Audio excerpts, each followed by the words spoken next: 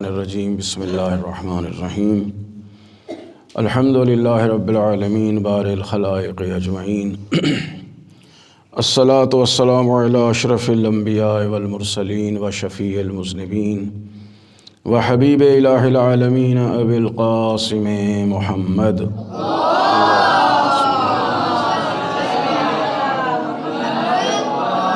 وأہل بیتہ الطیبین الطاہرین المعصومین المظلومین ولعنۃ اللہ علی اعدائہم اجمعین اما بعد فقد قال اللہ الحکیم بسم اللہ الرحمن الرحیم وَأَتِمُّوا الصِّيَامَ إِلَى اللَّيْلِ بآواز بلند صلوات بھیج دیں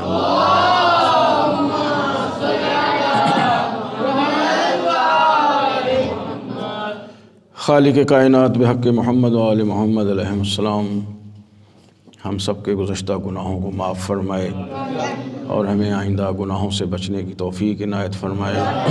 خالق کائنات مرحومین کی مغفرت فرمائے، بیماروں کو شفا عطا فرمائے، ہمارے آقا و مولا کے ظہور میں تعجیل فرمائے اور ہم سب کو حضرت کی دعاؤں میں شامل فرمائے۔ بلند تر صلوات بھیج دیں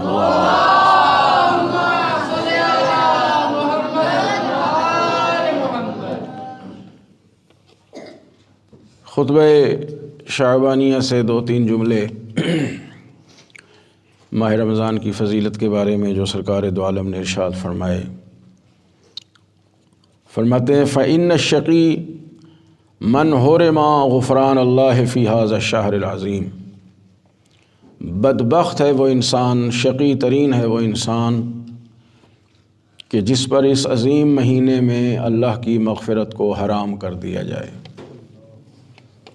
اس کا ایک ترجمہ یہ بھی ہے کہ بدبخت ہے وہ شخص جو اس مہینے میں اس شہر عظیم میں مغفرت سے محروم رہا ہے۔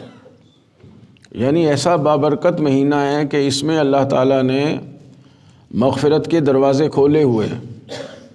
ذرا ذرا سی نیکیوں پر اللہ تعالیٰ انسانوں کو بخشنے پر تیار ہے۔ وہ کتنا بدبخت ہے انسان کہ جس پر 30 دن گزر جائیں اور اس نے اپنے آپ کو مغفرت سے محروم رکھا ہوا ہے۔ ایک روایت میں ہے کہ اللہ تعالیٰ انسانوں کو مغفرت کے لیے بے شمار مواقع عطا فرماتا ہے۔ مثلا اول تو ہر وقت پروردگار عالم نے اپنی رحمت اور مغفرت کے دروازوں کو کھولا ہوا ہے۔ کبھی باب مغفرت اور باب توبہ اللہ تعالیٰ بند نہیں فرماتا۔ اس کے علاوہ ہر رات آواز دیتا ہے کہ کون ہے جو مجھ سے مغفرت طلب کرے اور میں اس کو بخش دوں۔ پھر شب جمعہ آ جاتی ہے ہر ہفتے۔ شب جمعہ میں مغفرت کے دروازے خصوصی طور پر کھول دیے جاتے ہیں۔ پورا جمعے کا دن گزر جاتا ہے۔ مختلف مواقعوں پر اللہ تعالیٰ کی طرف سے خصوصی بخشش کا اہتمام کیا جاتا ہے۔ اور پھر ماہ رجب، معصوم فرماتے ہیں کہ خوش نصیب ہے وہ شخص جو ماہ رجب میں اپنی مغفرت کرا لے اور اپنے گناہوں کو معاف کرا لے۔ اگر ماہ رجب گزر جائے اور وہ محروم رہے تو پھر اللہ ماہ شعبان عطا فرماتا ہے کہ ماہ شعبان کا ہر دن اور ہر رات انسانوں کے لیے مغفرت کے دروازوں کو پروردگار کھول کے رکھتا ہے۔ خوش نصیب ہے وہ انسان کہ پھر ماہ شعبان میں وہ اپنے اللہ سے اپنی مغفرت حاصل کر لے۔ اور اگر ماہ شعبان میں بھی محروم رہا تو پھر ماہ رمضان میں تو اللہ تعالیٰ نے، جیسا کہ آپ سن چکے ہیں، کہ ہر ساعت کو، ہر گھڑی کو، ہر لمحے کو انسانوں کی مغفرت کے لیے قرار دیا ہے۔ ساعاتہ افضل الساعات، کہ اس مہینے کی ساعتیں، اس کے لمحات ساری زندگی کے لمحات سے افضل و برتر ہیں، کہ ایک ایک آیت پڑھنے پر پورے قرآن کریم ختم کرنے کا ثواب عطا فرماتا ہے۔ ایک غریب کی یا ایک مومن کی افطار کرا دینے پر اللہ تعالیٰ سارے گناہوں کو معاف کرا دیتا ہے۔ صحابہ کرام نے عرض کیا یا رسول اللہ، ہم تو قادر نہیں ہیں کہ کسی کی افطاری کرائیں۔ آپ نے فرمایا ایک کھجور بھی اگر کھلا دیا جائے، پھر فرمایا کہ کھجور کا ایک جز بھی اگر کسی کو افطار کے لیے دے دیا جائے، پانی کا ایک گھونٹ کسی کو دے دیا جائے، اس پہ تو سب قادر ہیں۔ وہاں بھی اللہ تعالیٰ اس کے لیے ساری مغفرت کے اسباب فراہم کر دیتا ہے۔ پھر فرمایا بدبخت ترین ایسی میں آ گیا نا، فَإِنَّ الشَّقِي، یعنی بدبخت ترین ہے وہ انسان، بدقسمت ترین ہے وہ انسان کہ ماہ رمضان گزر جائے اور وہ مغفرت خدا سے محروم رہ جائے۔ پھر فرماتے ہیں کہ حدیث میں ہے کہ اگر ماہ رمضان میں بھی محروم رہ گیا پھر کوشش کرے کہ 9 ذی الحج کو عرفات چلا جائے، عرفات میں جا کے حج کے موقع پر اپنے گناہوں کی مغفرت کرائے۔ تو ظاہر ہے کہ ہر انسان تو عرفات بھی نہیں جا سکتا نا۔ سب سے آسان ترین طریقہ یہی ہے کہ ماہ رجب ہے، ماہ شعبان ہے، اور پھر ماہ رمضان میں پروردگار نے ہر طرح سے مغفرت کے دروازوں کو کھولا ہے کہ فرمایا فَإِنَّ الشَّقِي مَنْ حُرِمَ غُفْرَانَ اللَّهِ فِي هَذَا الشَّهْرِ الْعَظِيمِ، بدبخت ہے وہ انسان کہ اس عظیم مہینے میں اللہ کی مغفرت سے محروم رہ جائے۔ وَاذْكُرُوا بِجُوعِكُمْ وَعَطَشِكُمْ فِيهِ جوع یوم القیامت وعطشہ، فرماتے ہیں کہ اس دنوں میں، ان دنوں میں، ماہ رمضان کے روزوں میں جب انسان بھوک کے عالم میں ہے، سارا دن وہ کچھ کھاتا نہیں ہے، کچھ پیتا نہیں ہے، بھوک بھی ہے اور پیاس بھی ہے، تو اس بھوک اور پیاس سے فرماتے ہیں یاد کرو قیامت کے دن کی بھوک اور پیاس کو۔ صلوات بھیج دیں محمد علیہ محمد۔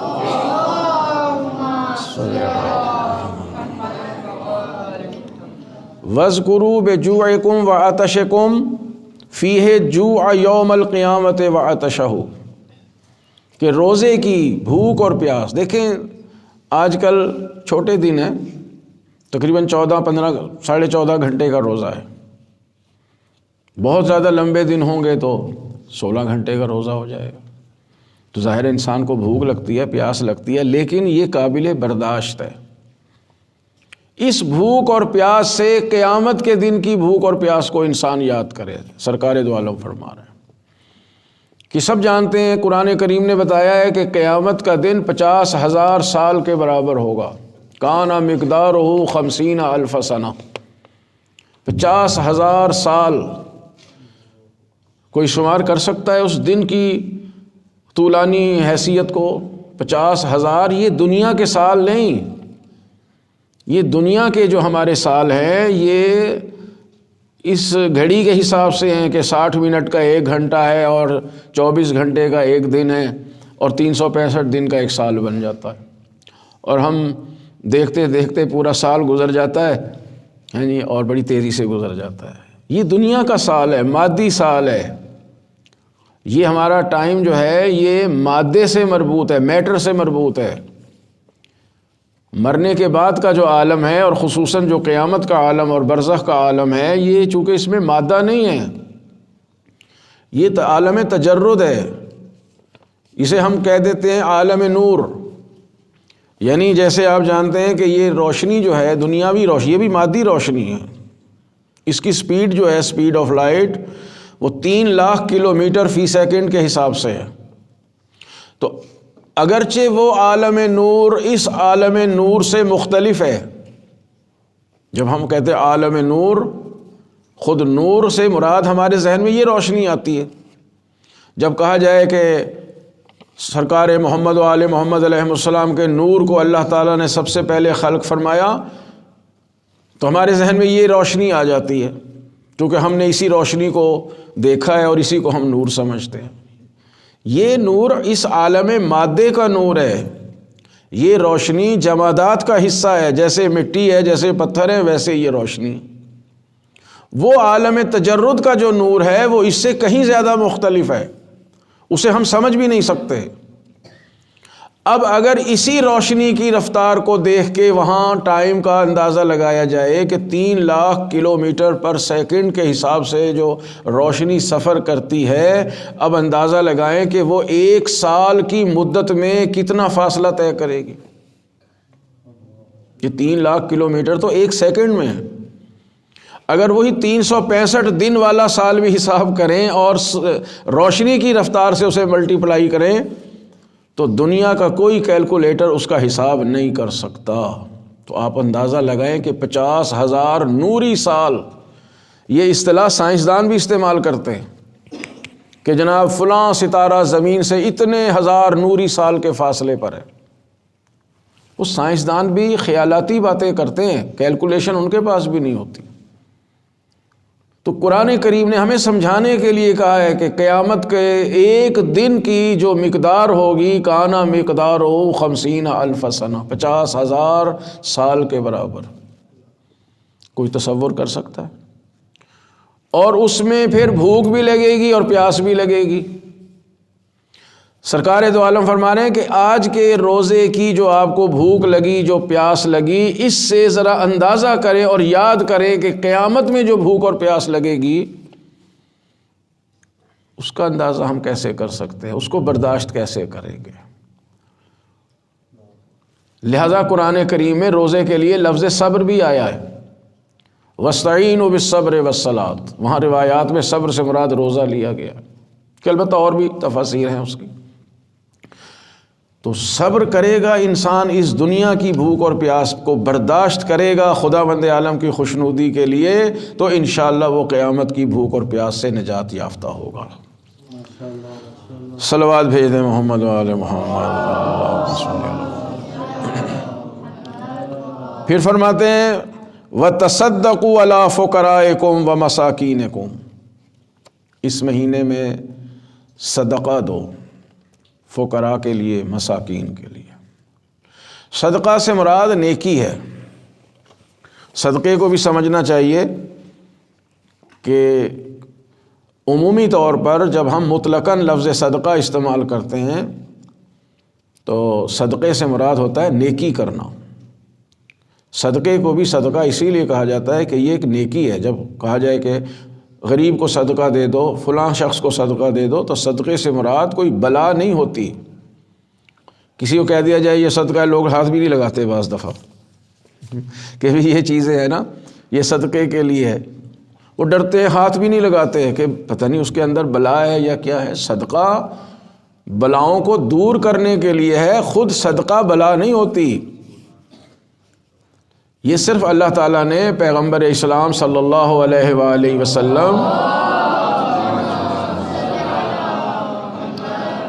ان کی عظمت اور ان کے خاندان کے عظمت کی وجہ سے، محمد و آل محمد علیہ السلام کی وجہ سے، ان کے اہمیت اور عظمت کی وجہ سے واجب صدقہ ان کے لیے حرام قرار دیا ہے۔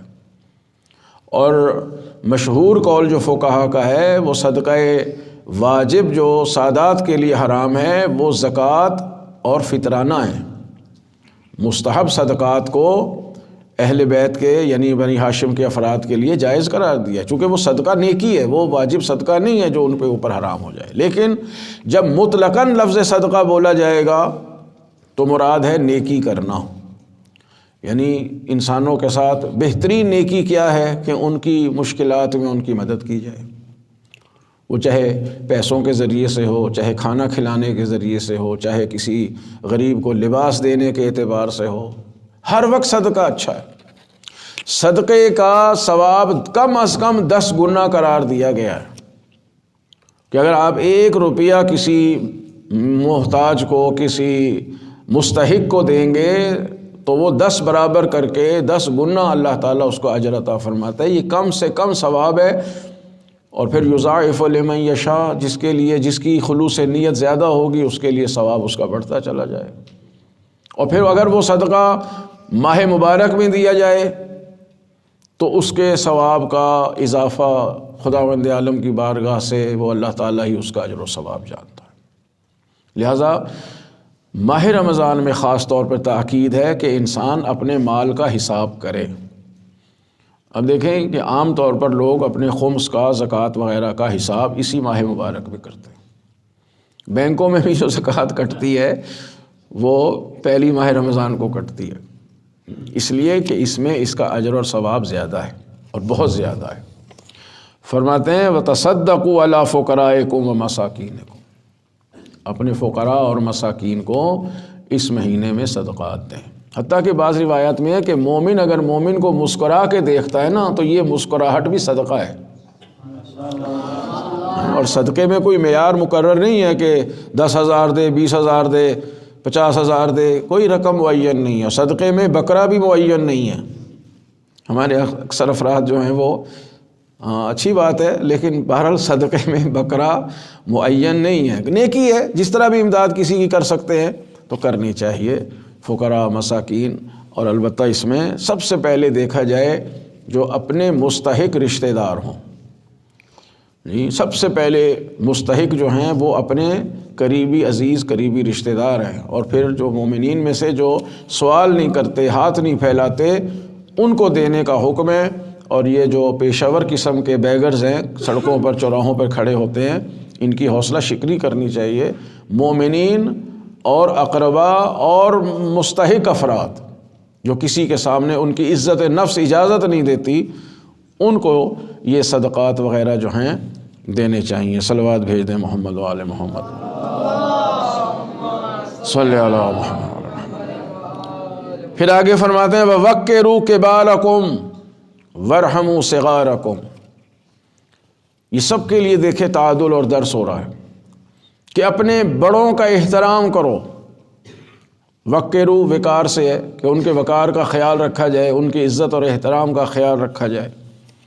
البتہ یہ ہر لمحے واجب ہے، ماہ رمضان میں خصوصی تاکید ہے۔ ہم نے پہلے دن عرض کیا تھا کہ یہ 30 دن جو ہیں انسان کی ایک تربیت کا پیریڈ ہے، انسان کو تربیت دی جا رہی ہے کہ ان مہینوں میں، ان دنوں میں جب انسان ان چیزوں پر عمل کرے گا تو انشاءاللہ اس کی عادت بن جائے گی۔ وَقِّرُوا كِبَارَكُمْ، جو بھی تم سے بڑا ہے، عمر میں بڑا ہے اور زہد و تقوی میں بڑا ہے، علم میں بڑا ہے، جو بھی تم سے بڑا ہے، وَقِّرُوا كِبَارَكُمْ، اپنے بڑوں کا احترام کرو، ان کی عزت اور وقار کا خیال رکھو۔ اور بڑوں کو فرمایا وَارْحَمُوا صِغَارَكُمْ، اور جو تم سے چھوٹے ہیں ان سے شفقت کے ساتھ پیش آؤ، ان پر مہربانی کے ساتھ پیش آؤ۔ وَصِلُوا أَرْحَامَكُمْ، اور اپنے رشتہ داروں سے صلہ رحمی کرو۔ صلہ رحمی کا بہت حکم ہے، پہلے دن بھی میں نے عرض کیا تھا کہ سرکار نے فرمایا کہ اگر بہت دور بھی تمہیں پیدل چل کے جانا پڑے کسی رشتہ دار کی حاجت روائی کے لیے، اس سے ملنے کے لیے، اس کی خیر و عافیت دریافت کرنے کے لیے تو جانا چاہیے، اس سے عمر میں اضافہ ہوتا ہے، رزق میں اضافہ ہوتا ہے۔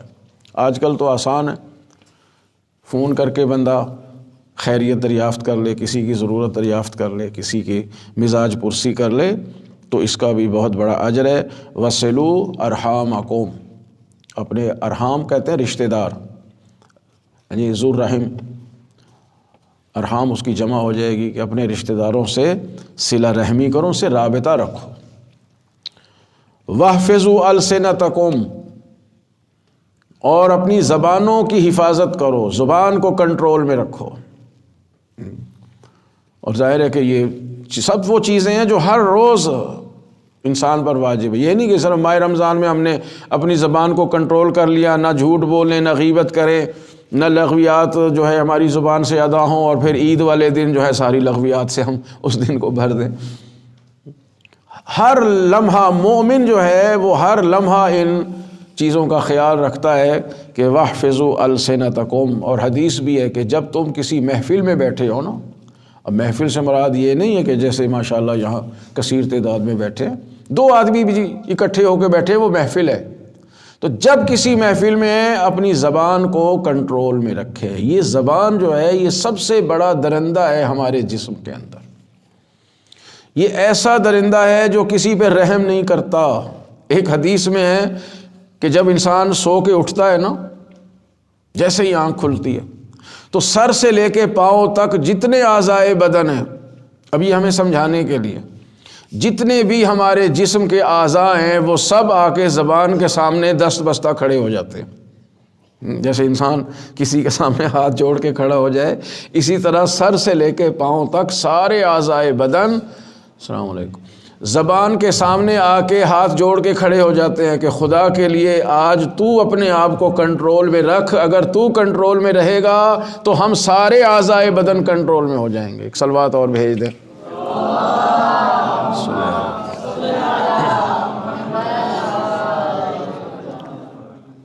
بات واضح ہو رہی ہے سب کے لیے۔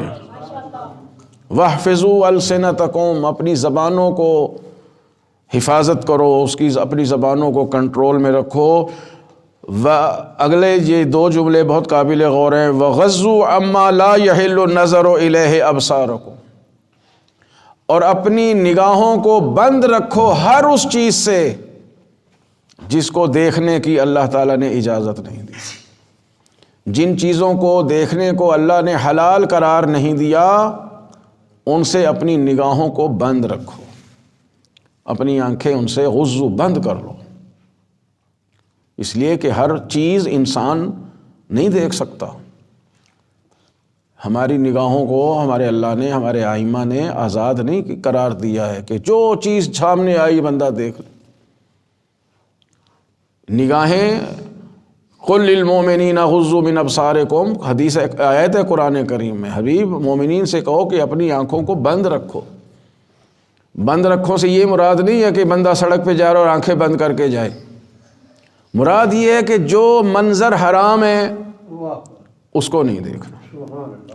اسی سے ملتا جلتا اگلا جملہ ہے کہ وَأَمَّا لَا يَحِلُّ الْاجْتِمَاعُ إِلَيْهِ أَسْمَاعُكُمْ، اور جن آوازوں کو سننا حلال اور جائز نہیں ہے ان آوازوں سے اپنے کان کو بند رکھیں۔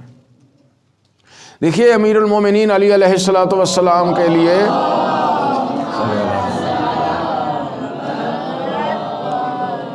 ہم کیا کہتے ہیں اور ہم نہیں کہتے، صحابہ کرام کہا کرتے تھے امیر المومنین کو عین اللہ، علی اللہ کی آنکھ، مشہور ہے نا یہ امیر المومنین کے لیے مشہور لقب عین اللہ، اذن اللہ، لسان اللہ، کہ اللہ کی زبان، اللہ کے کان، اللہ کی آنکھ، ید اللہ، اللہ کے ہاتھ۔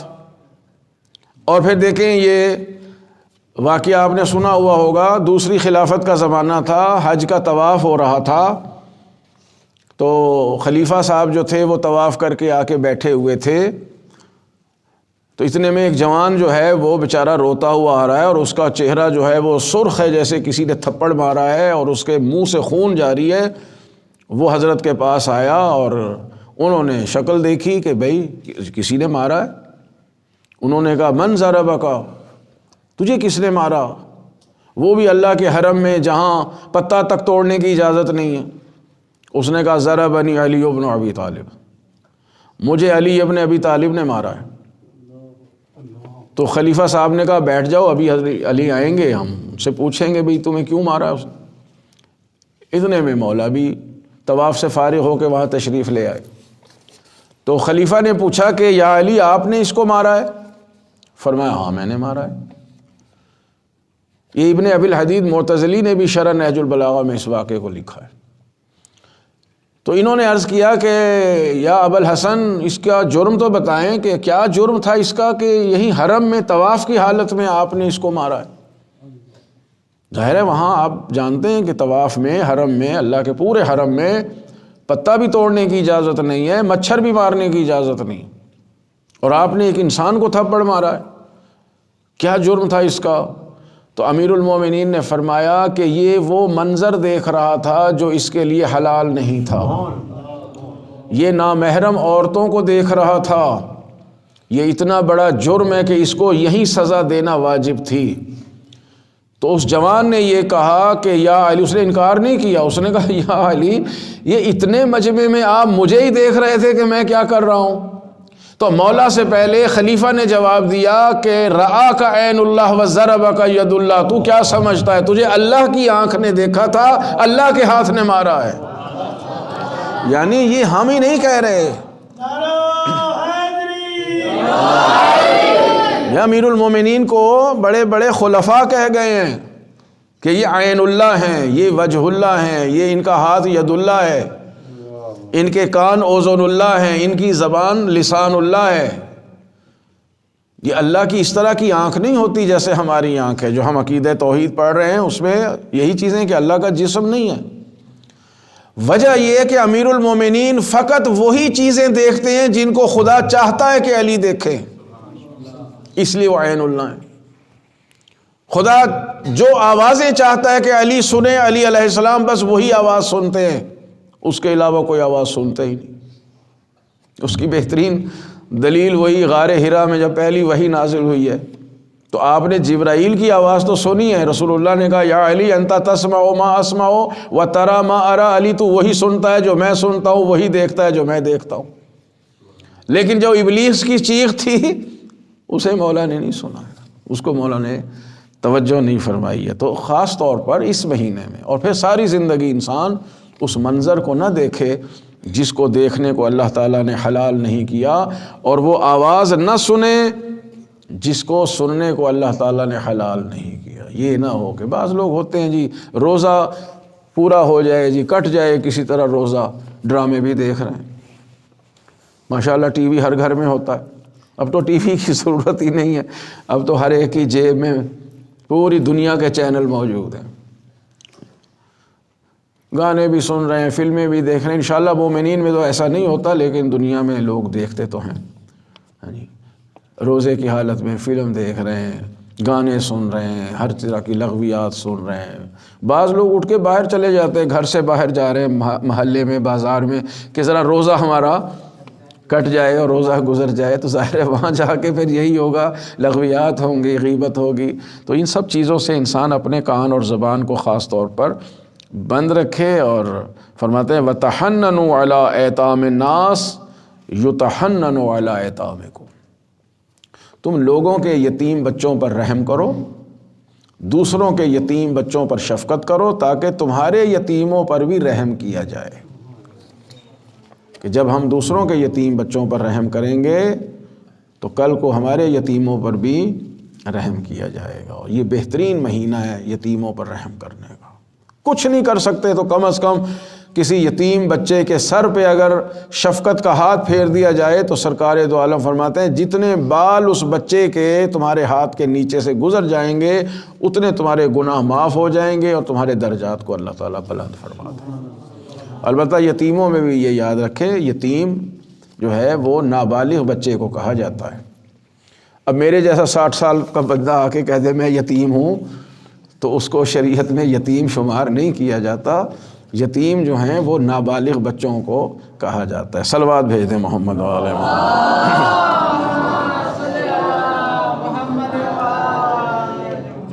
اب جو ہماری بحث چل رہی ہے اور انشاءاللہ یہ چند دن جو میسر آئے ہیں اس میں عقائد پر جو گفتگو ہے، عقیدہ توحید پہ سب سے پہلے گفتگو ہے. چونکہ اصل اصول توحید ہی ہے، توحید درست ہو جائے گی ہوتی ہے تو سارے عقائد درست ہو جاتے ہیں.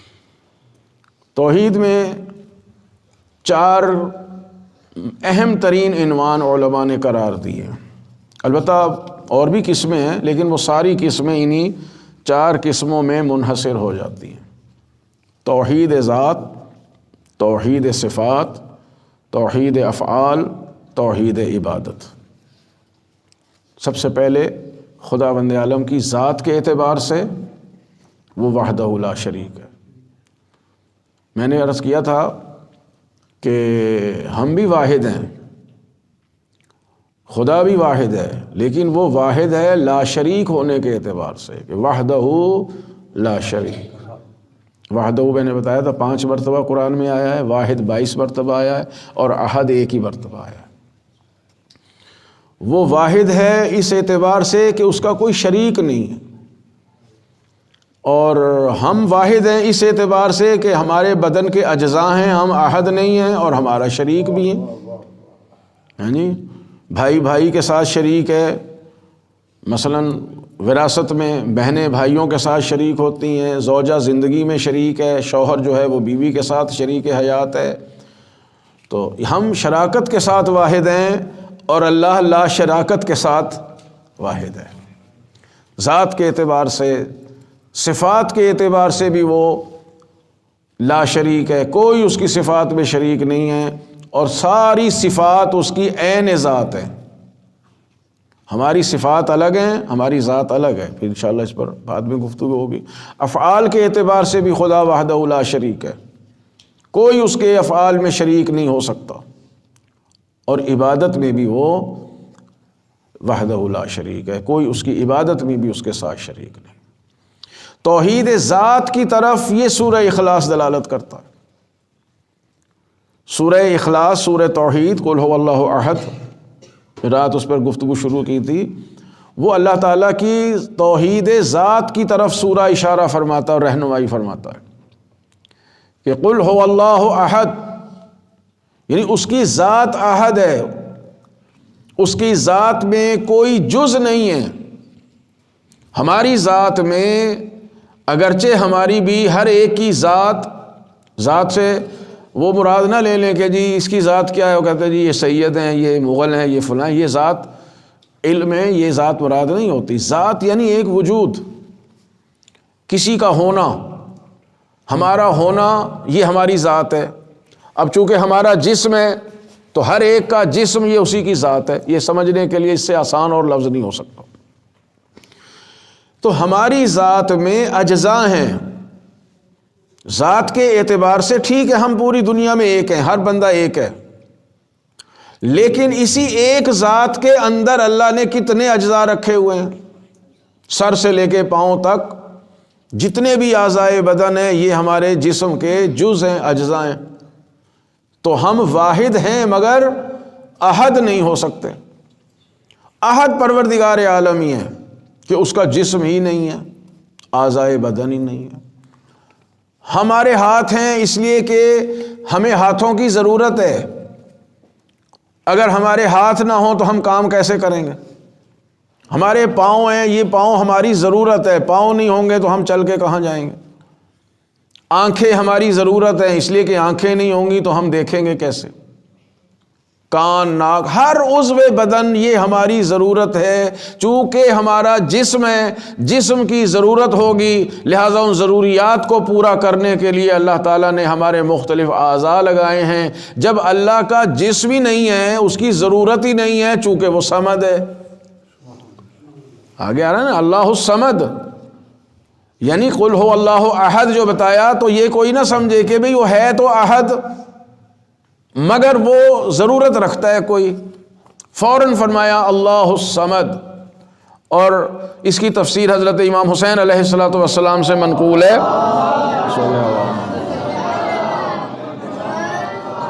کہ آپ نے فرمایا کہ وہ احد ہے چونکہ صمد ہے۔ کتنی خوبصورت، اس سے اچھی تفسیر کہیں مجھے آج تک نظر نہیں آئی کہ اللہ احد ہے چونکہ صمد ہے، یعنی اللہ اس لیے احد ہے کہ اس کی کوئی ضرورت ہی نہیں ہے۔ ہم احد اس لیے نہیں ہیں کہ ہماری بے شمار ضروریات ہیں۔ دیکھیے جہاں تجرد ہوگا، تجرد یعنی مادہ نہیں ہو، جہاں مادہ ہوگا وہاں ضروریات ہوں گی، جہاں مادہ نہیں ہے وہاں ضروریات بھی نہیں۔ ہم عالم ارواح میں تھے نا، عالم ارواح میں ہماری روحیں تھیں، روح ہمارے بدن میں بھی ہے، یہ چونکہ جسم میں آئی ہے تو محدود ہو گئی ہے، جسم میں نہ ہو تو محدود نہیں۔ اور روح چونکہ مادہ نہیں ہے، مادے کی کوئی کوالٹی روح کے اندر نہیں ہے، لہذا اس کی کوئی ضروریات بھی نہیں ہیں۔ ٹھیک ہے، آنکھ کا ہونا روح کی ضرورت نہیں ہے، یہ ہمارے جسم کی ضرورت ہے۔ ہاتھ پاؤں کا ہونا روح کی ضرورت نہیں ہے، یہ جسم کی ضرورت ہے۔ جب ہم عالم ارواح میں تھے تو ہماری کوئی ضرورت نہیں تھی، نہ ہمیں کپڑوں کی ضرورت تھی، نہ ہمیں گھر کی ضرورت تھی، نہ ہمیں کھانے پینے کی چیزوں کی ضرورت تھی، نہ ہمیں شادی بیاہ کی ضرورت تھی، نہ والدین کی ضرورت تھی، نہ اولاد کی ضرورت تھی۔ جتنے انسان قیامت تک پیدا ہونے ہیں وہ سب اللہ تعالیٰ نے ان کی روحوں کو بنا کے عالم ارواح میں رکھا ہوا ہے۔ آپ بھی تھے، میں بھی تھا، ہمارے والدین بھی تھے، ہمارے بچے بھی تھے، روحوں کی شکل میں، لیکن نہ کوئی ہمارا باپ تھا، نہ کوئی ہماری اولاد تھی، نہ ہمارا کوئی دوست تھا، نہ کوئی ہمارا استاد تھا، نہ کوئی شاگرد تھا۔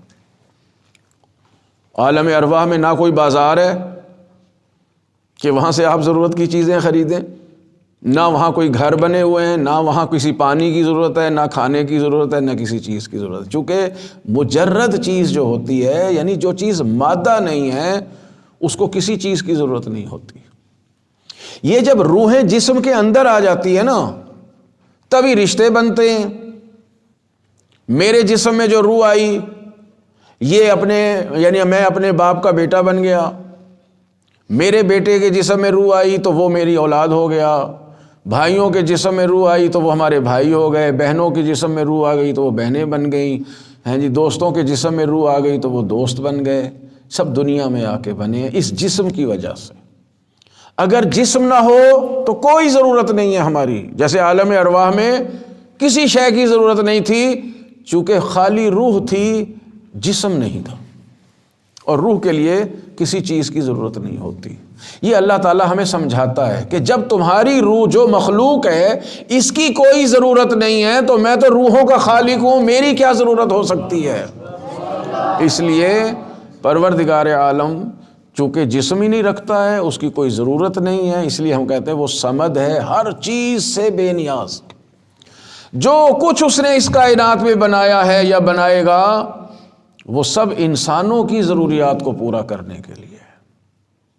اس نے ہمارا جسم، ہمارے رشتے، ہمارے لیے یہ دنیا، یہ زمین، یہ آسمان، یہ ہر شے جو خلق کی ہے نا اللہ نے، وہ ان سب سے خود بے نیاز ہے، اسے کسی کی ضرورت نہیں ہے۔ اگر اس نے کائنات کی افضل ترین مخلوق حضرات محمد و آل محمد علیہ السلام کو بھی خلق فرمایا ہے، صلی اللہ علیہ وسلم، تو وہ ہمارے لیے خلق فرمایا ہے کہ وہ آ کے ہمیں اللہ تعالیٰ کی معرفت عطا کریں۔ کہ اگر یہ محمد و آل محمد علیہ السلام نہ ہوتے تو نہ ملائکہ کو اللہ کی معرفت ہو سکتی تھی، نہ باقی انبیاء کو معرفت ہو سکتی تھی، نہ انسانوں کو معرفت ہو سکتی تھی۔ اسی کو سرکار دو عالم نے فرمایا کہ سبحنا و سبحت الملائکۃ بتسبیحنا، ہم نے تسبیح کی تو ملائکہ نے ہماری تسبیح سے تسبیح کرنا سیکھی۔ اگر یہ سبحان اللہ نہ کہتے تو جبرائیل جیسے کو بھی سبحان اللہ کہنا نہ آتا۔ انہوں نے الحمدللہ کہا تو ملائکہ نے بھی اللہ کی حمد کرنا سیکھی، انہوں نے عبادت کی تو ملائکہ نے عبادت سیکھی۔ تو اللہ نے ان ہستیوں کو بھی ہماری خاطر خلق فرما کے اس زمین پر بھیجا، اس لیے وہ تو صمد ہے، اس کو کسی شے کی ضرورت نہیں ہے، اسے ہماری عبادتوں کی بھی ضرورت نہیں ہے۔ یہ روزہ جو اس نے فرض کیا ہے یہ ہماری ضرورت ہے، یہ نماز پڑھنا ہماری ضرورت ہے، کوئی نہ پڑھے اللہ کو کیا فرق پڑتا؟ اکثریت نماز نہیں پڑھتی، مسلمان تو تھوڑے ہیں دنیا میں، مسلمانوں میں بھی نماز پڑھنے والے تو وہ بہت ہی کام ہیں، اور ان نمازیوں میں بھی جو اصل نماز کو ادا کرنے والے ہیں صاحبان ولایت وہ تو بہت ہی تھوڑے ہیں۔ اسی طرح روزہ، حج، زکوٰۃ، جتنی بھی عبادتیں ہیں اس میں اللہ کی تو کوئی ضرورت نہیں ہے، اس سب کا جو اجر ہے وہ پلٹ کے ہماری طرف آتا ہے۔ یہ ہماری ضرورت ہے، ہماری ضروریات مادی کو پورا کرنے کے لیے اللہ نے یہ کائنات خلق کی ہے، اور ہماری ضروریات معنوی کو پورا کرنے کے لیے اللہ تعالیٰ نے عبادتوں کو واجب قرار دیا ہے، ورنہ وہ صمد ہے، بے نیاز۔ اچھا وہ صمد کیوں ہے، بے نیاز؟ پہلے ہی بتا دیا وہ احد ہے۔ اب ممکن ہے کہ کسی کے ذہن میں یہ آئے کہ چلو خود تو احد ہے، مگر ممکن ہے کوئی اس کے متعلقین ہوں جن کا تعلق اس کی ذات سے ہو۔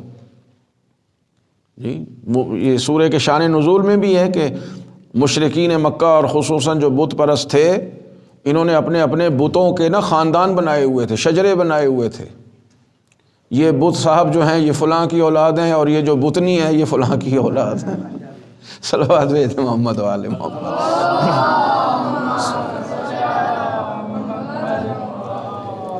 انہوں نے پورے وہ بنائے ہوئے تھے، اور آ کے کہا رسول اللہ کی خدمت میں کہ اے محمد ابن عبداللہ، اپنے خدا جس کی تم تبلیغ کر رہے ہو اس کا شجرہ بتاؤ، اس کا خاندان بتاؤ۔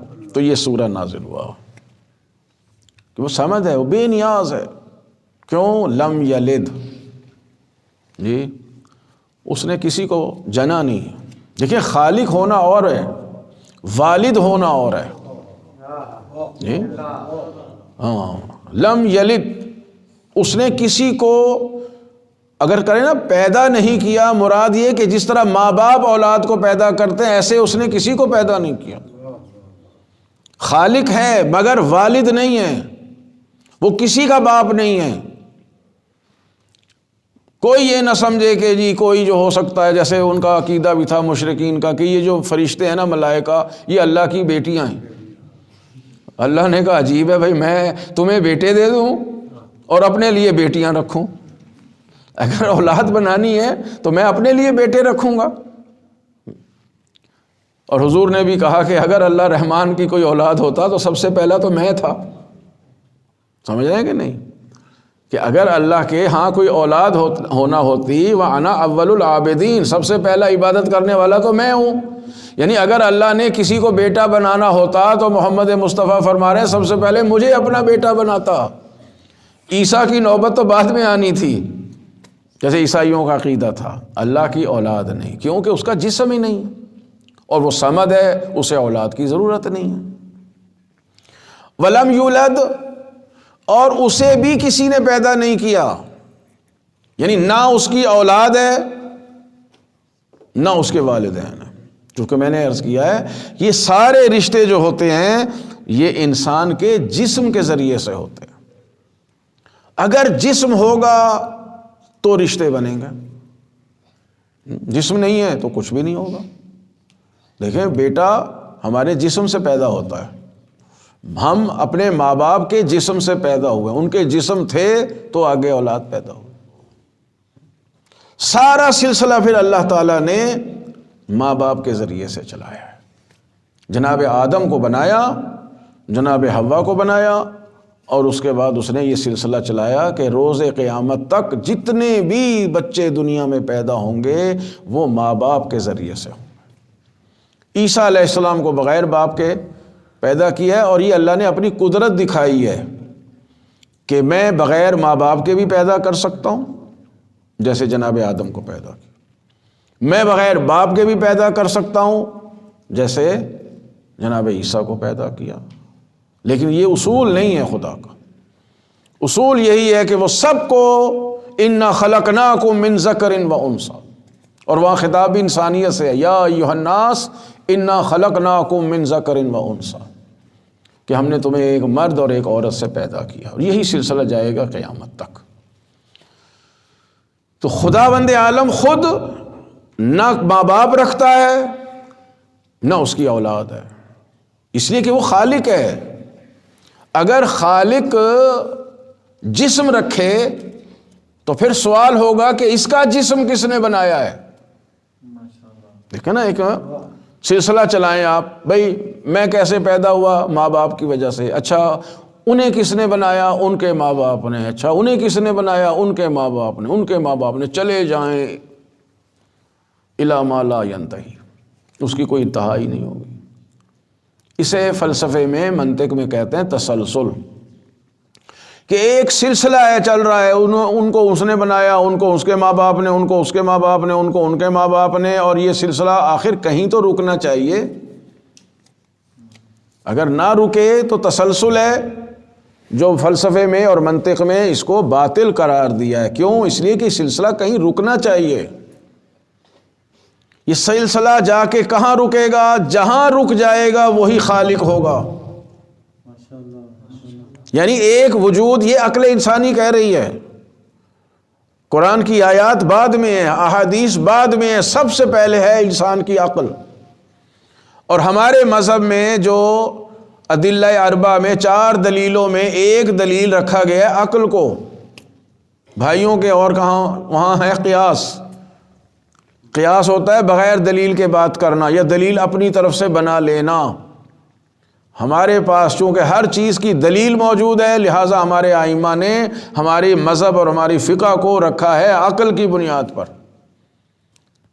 عقل کہتی ہے کہ کوئی ایک ایسا ہونا چاہیے کہ جس نے سب کو خلق کیا ہو، اسے کسی نے خلق نہ کیا ہو، اور وہ جسم سے مبرہ اور بے نیاز ہو۔ اگر اس کو بھی جسم کی ضرورت ہے تو پھر عقل پوچھے گی کہ بھئی اس کو جسم کس نے عطا کیا؟ لہٰذا پروردگار عالم جسم کا محتاج نہیں ہے، وہ خالق ہے، وہ ہمارے باپ کی طرح نہیں ہے، والد کی طرح نہیں ہے، کسی کی اولاد کی طرح نہیں ہے، وہ سب کو وجود عطا کرنے والا ہے، اور خود اس کا وجود جو ہے وہ کسی کا محتاج نہیں ہے۔ اسی کو واجب الوجود کہتے ہیں۔ نہ وہ کسی کی اولاد ہے نہ اس کی اپنی اولاد ہے۔ وَلَمْ يَكُنْ لَهُ كُفُوًا أَحَدٌ، یہ آخر میں جو عہد ہے یہ اس عہد سے الگ ہے۔ اس عہد سے مراد ہے کوئی بھی، وہ عہد مراد تھا کہ ایسی ذات جس کے بدن کے اجزاء نہیں ہیں، جو جسم کی ضرورت ہی نہیں رکھتا، جو صمد ہے۔ یہاں فرما رہا ہے وَلَمْ يَكُنْ لَهُ كُفُوًا أَحَدٌ، یہ کائنات میں کوئی ایک بھی ایسا نہیں ہے جو اس کی برابری اور ہمسری کر سکے۔ اس لیے کہ کوئی جسم رکھتا ہو تو اس کے برابر آئے۔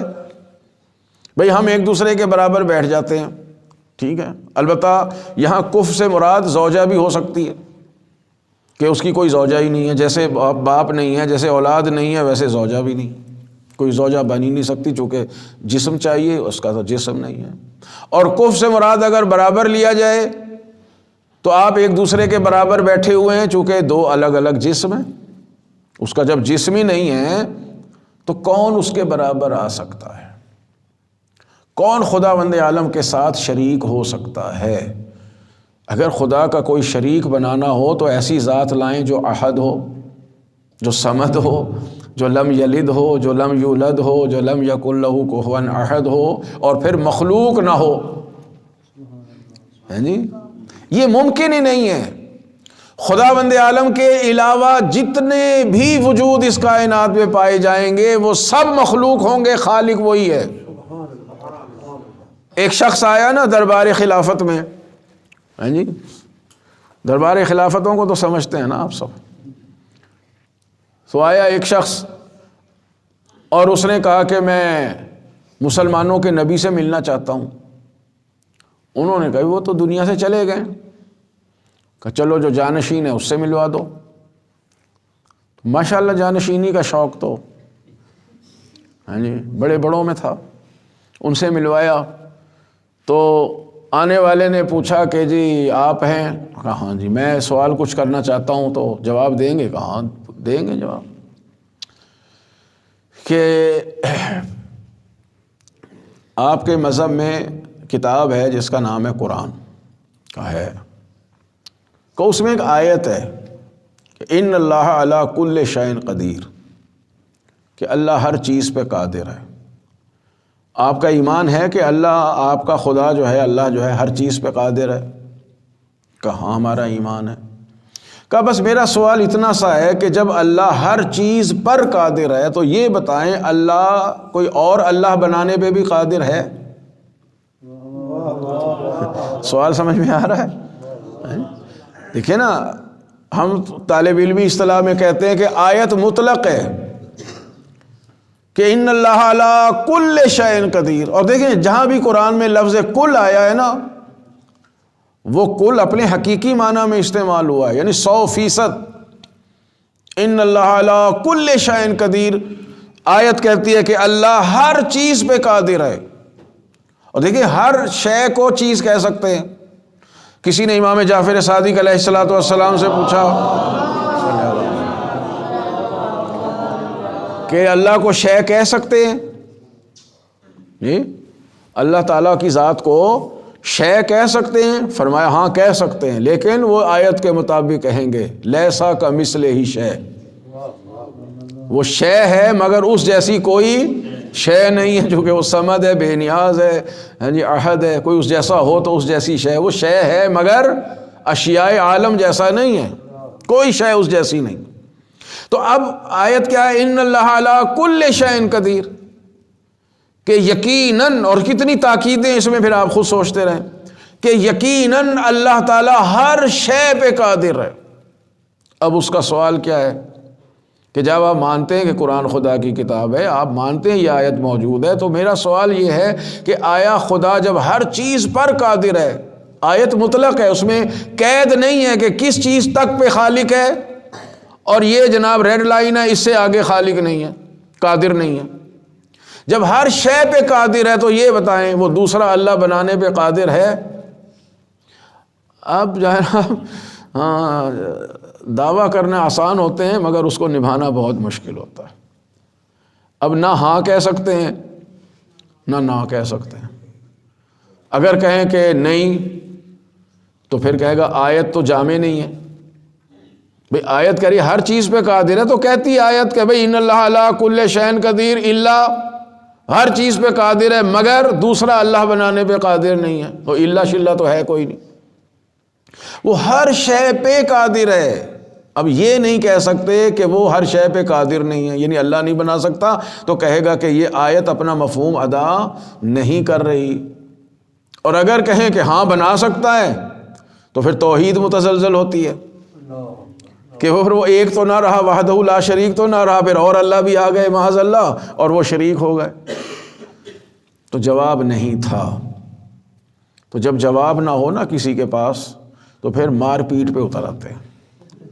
کیسے مارو، اس کو نکالو، یہ ہمارے عقیدہ توحید کو متزلزل کرنے آیا ہے، یہ ہمارے قرآن کو بدنام کرنے آیا ہے، اور یہ ہے اور وہ ہے. اس نے کہا دیکھو آپ مجھے مار دو، چاہے جان سے مار دو، لیکن میرے بعد کوئی اور پیدا ہو جائے گا جو یہی سوال دہرائے گا. کیونکہ جب تک کسی سوال کا جواب نہ آ جائے وہ سوال زندہ رہتا ہے. اس کا جواب دے. آخر اس بیچارے کو مار پیٹ سے بچنے کے لیے نکلنے پر مجبور وہ ہوا، اور جناب سلمان نے ہاتھ پکڑا، کہا بھائی آ میں تجھے وہاں لے چلوں جہاں سے تیرے سوال کو جواب مل سکتا ہے. وہ لے کے مولا علی علیہ السلام کے پاس آیا. امیر المومنین نے فرمایا کہ میں جانتا ہوں تیرا سوال کیا ہے مگر تو خود دہراؤ. اس نے وہی سوال دہرایا، آپ کی کتاب ہے قرآن؟ فرمایا ہاں اللہ کی کتاب ہے قرآن. اس میں یہ آیت ہے ان اللہ علی کل شیء قدیر؟ فرمایا ہاں بالکل یہ آیت ہے.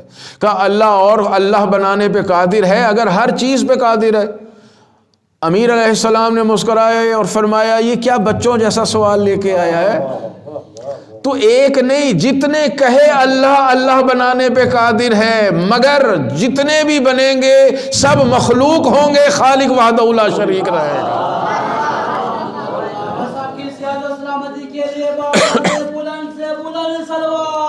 اللہ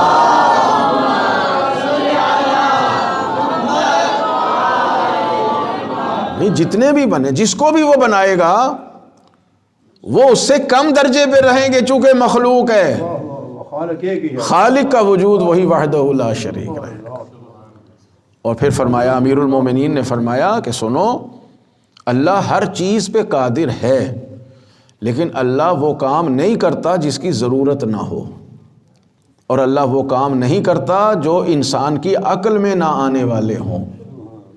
جی خدا بند عالم اونٹ کو سوئی کے سوراخ سے گزار سکتا ہے.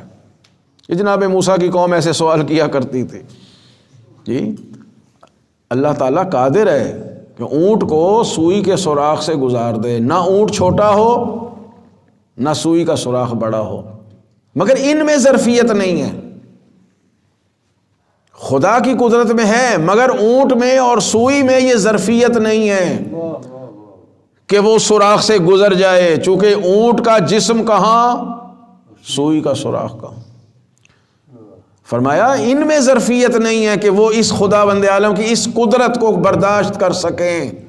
خدا وہ کام کرتا ہے جو انسان کی ظرفیت برداشت کر لے.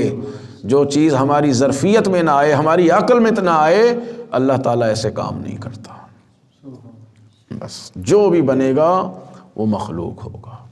اور اس نے، اس خالق کائنات نے سب سے اعلیٰ و ارفع جو مخلوق خلق کی ہے وہ حضرات محمد و آل محمد علیہ الصلوۃ والسلام. باقی جتنی بھی اعلیٰ و ارفع مخلوقات ہیں، انبیاء کی شکل میں، ملائکہ کی شکل میں، انسانوں کی شکل میں، وہ سب 14 معصومین کے بعد ہیں.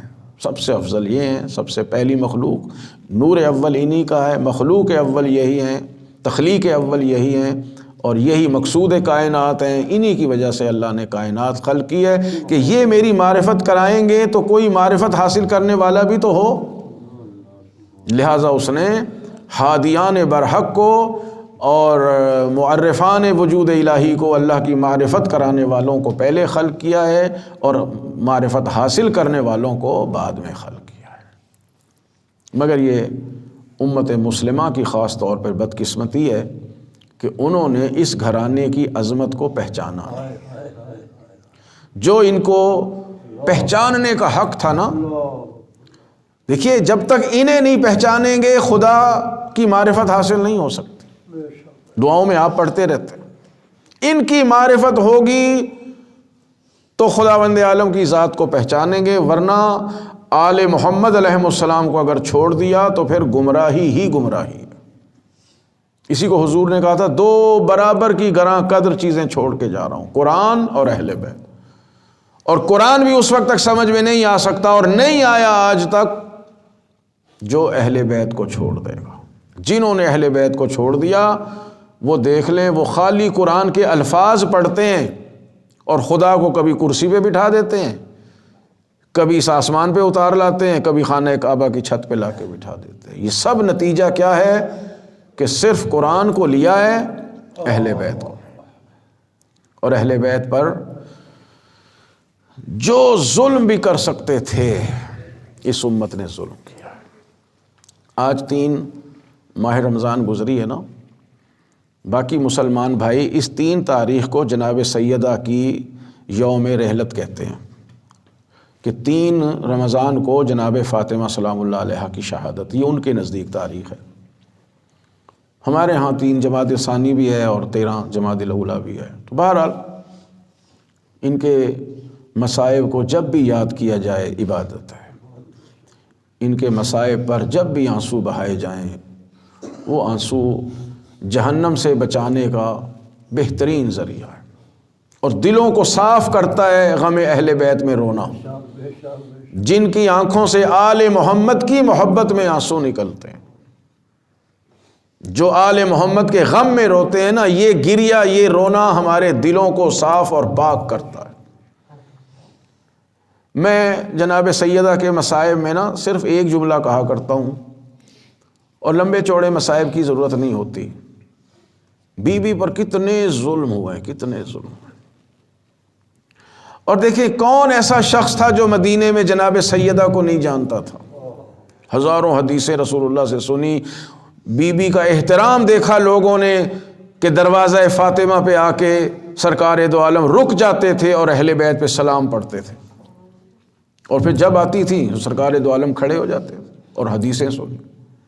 مگر رسول خدا کی رحلت کے بعد چند دنوں میں مدینے کا ماحول کیسا بن گیا تھا کہ نبی کی اکلوتی بیٹی کو اپنے بابا کے دربار میں آنا پڑا، اور پھر آ کے وہاں پہلے اتنا گریہ فرمایا جناب سیدہ نے، بہت دیر تک روتی رہی۔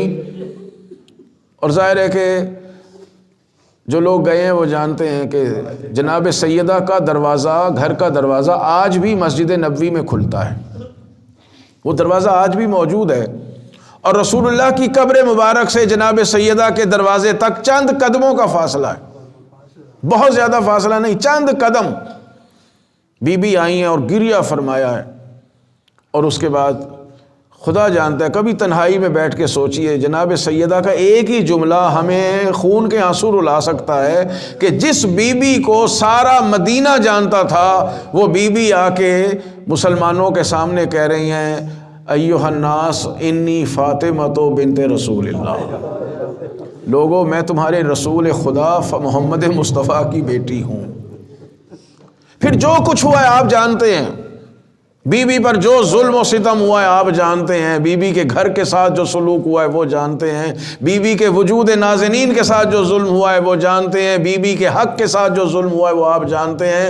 راوی لکھتے ہیں کہ بی بی یہ چند قدم آئیں تو بہت جلدی میں تھی، لیکن اسی جلدی کے ساتھ واپس نہیں جا سکی، ایک قدم فاطمہ اٹھاتی ہیں پھر زمین پر بیٹھ جاتی ہیں، اور اپنے والد محترم رسول خدا کی قبر کے سامنے بی بی ایک دفعہ بیٹھ گئی زمین پر، اور روتے روتے فرمایا، صبت علی مصائب لو انہا صبت علی الایام سرنا لیالیا، بابا آپ کے بعد مجھ پر اتنی مصیبتیں آئیں کہ اگر سفید دنوں پر پڑتی ہیں مصیبتیں تو وہ کالی راتوں میں بدل جاتی۔ اور بی بی بہت دیر لے کے ٹائم لگا بی بی کا کہ اپنے گھر تک پہنچے، ایک قدم اٹھاتی ہیں پھر بیٹھ جاتی ہیں، پھر اٹھتی ہیں پھر بیٹھتی ہیں۔ میں ایک جملہ عرض کروں جناب سیدہ کی شان، ان کی خدمت اقدس میں، بی بی آپ مظلومہ کائنات ہیں، آپ خاندان بنی ہاشم کی سب سے پہلی وہ مظلومہ ہیں، مخدرہ ہیں، جنہوں نے اپنے حق کے لیے اور ولایت امیر المومنین کے لیے اپنی جان کا نذرانہ پیش کیا ہے۔ آپ بہت مظلوم ہیں، بہت مظلوم۔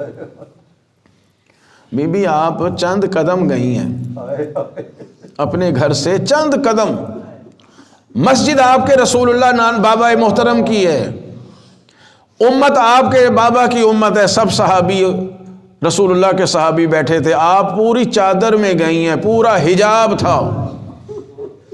امیر المومنین نے پہلے سلمان کو حکم دیا جا کے ایک پردہ لگایا جائے، وہاں پردہ لگایا، بی بی آپ پردے کے پیچھے جا کے کھڑی ہوئی ہیں۔ ام ایمن اور جناب فضہ آپ کے ساتھ ہیں، اور بھی خواتین کا تذکرہ ملتا ہے، جناب سیدہ کے ساتھ گئی ہیں۔ بی بی آپ کے ہاتھ کھلے تھے، آپ کا ایک بچہ محسن شہید ہو چکا تھا مگر آپ کے ہاتھ کھلے تھے، آپ کے سر پہ حجاب تھا، ردا تھی، اور آپ اس طرح واپس آئیں کہ کہہ رہی ہیں صبت علیہ مصائب لو انہا۔ بی بی ذرا آ کے اپنی بیٹی زینب کو تو دیکھیے، جناب زینب اس عالم میں کربلا سے روانہ ہو رہی ہیں کہ ایک نہیں، دو نہیں، 10 20 نہیں، بھرا گھر جناب زینب کی آنکھوں کے سامنے ذبح ہو چکا ہے۔ حسین جیسا بھائی بی بی کی آنکھوں کے سامنے شہید ہو چکے ہیں، حسین جیسے آقا اور امام کے بدن کے ٹکڑے ہو چکے ہیں، سر حسین اور شہداء کے سر نوک نیزہ پہ بلند ہو چکے ہیں، زینب کے ہاتھ پسے گردن بندھے ہوئے ہیں، سروں پر چادریں کسی بی بی کے نہیں ہیں، اور اس عالم میں کربلا سے لے کے کوفہ اور کوفہ سے لے کے شام تک بازاروں اور درباروں سے گزارا جا رہا ہے۔ خدا جانے آپ کی بیٹی زینب کس عالم میں گئی ہوں گی، جب کربلا سے گزری ہوں گی تو یقیناً جناب زینب نے کربلا میں دریا کی طرف دیکھ کے کہا ہوگا عباس تو میرے پردوں کا محافظ تھا، جب مدینے سے چلی تھی تو نے میرے پردوں کا اہتمام کیا تھا، اور آج جو کربلا سے جا رہی ہوں نہ میرے پردوں کی حفاظت کرنے والا کوئی باقی ہے، نہ مجھے عزت و آبرو کے ساتھ مدینے پہنچانے والا کوئی باقی ہے۔ وَسَيَعْلَمُ الَّذِينَ ظَلَمُوا أَيَّ مُنْقَلَبٍ يَنْقَلِبُونَ۔